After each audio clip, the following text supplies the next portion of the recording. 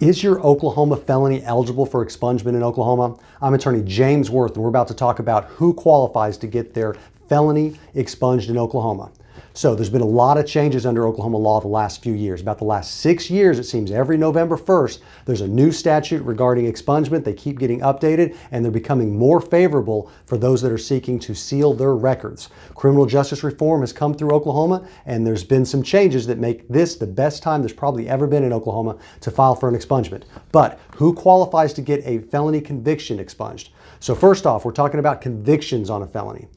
So that means if you got a deferred sentence, or you had charges filed but they were dismissed, or you were acquitted at a jury trial or a bench trial, none of that is applicable to you. This video is about convictions. I'll have other videos for those that don't have convictions that want to get their records cleaned up. So most of the laws regarding expungement in Oklahoma fall under one statute, Title 22, Section 18, and there's multiple subsections regarding felony convictions there. I'm going to go over them one by one.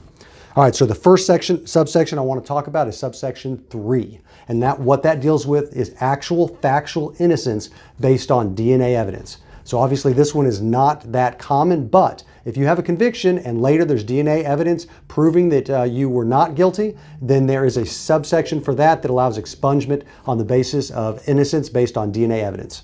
The next subsection that's applicable, and this one's going to be a lot more widely applicable than the prior one, is for those who have one and only one felony conviction. So under this, you can't have any other felony convictions, you can't have any pending misdemeanors or felonies, and to qualify, it must be a nonviolent offense, and then at least 7 years has to pass before you've had a conviction of any felony or any misdemeanor, and at least 5 years has passed since the completion of your felony sentence. So if 5 years has passed since you've completed your felony sentence and you haven't had any misdemeanors in at least 7 years, then you're eligible for a complete expungement under that subsection. And complete expungement means it doesn't just expunge the court case, it also expunges the arrest record with OSBI. And that's what feeds into a federal system, so it's a complete expungement on those.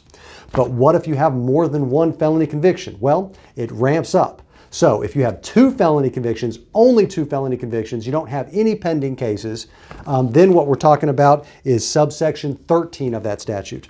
And under that rule, the felony convictions cannot be 85% crimes, which are more serious crimes, where you're required to serve 85% of the sentence. There's a list of them in the statute. If it's one of those, it doesn't qualify under here. But if they're not those, then 10 years has to have passed since the completion of your last sentence regarding a felony conviction. So if 10 years has passed on both of those, you don't have any pending cases and no pending misdemeanors or felonies, and it's not an 85% crime, then you're eligible to get a complete Section 18 expungement. Okay, so what if you have more than 2 felony convictions? Well, first off, I should tell you, the way those are counted are not just based on the conviction. If you've got multiple convictions that are related to the same conduct at the same time, those may, under the law, count as one conviction. Talk to an attorney about that if you fall under those circumstances. If those convictions are, or if those cases we're talking about are based on a deferred sentence is not a conviction unless it's accelerated to a conviction. If it's a dismissed charge, you get charges filed against you, but they're dismissed, not a conviction, doesn't count here. But if you have more than 2 felony convictions, this section is not applicable, but there is another section that it is.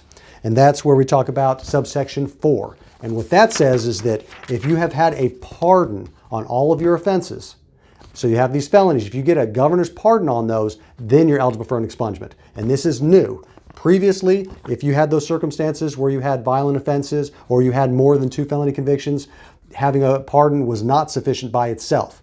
Now, as long as you have a pardon with the Pardon and Parole Board recommends it, governor signs off on it, then you're eligible for a complete expungement on those. These can be complicated when you've got different cases in different counties where you've got misdemeanors and felonies, some that are dismissed, some that are convictions. So for those to see how they all play together, there may be a special order to do things in to make it work. You're going to want to talk to an attorney. If you'd like to talk to me about your specifics and check your eligibility, contact me by going to makelawEasy.com.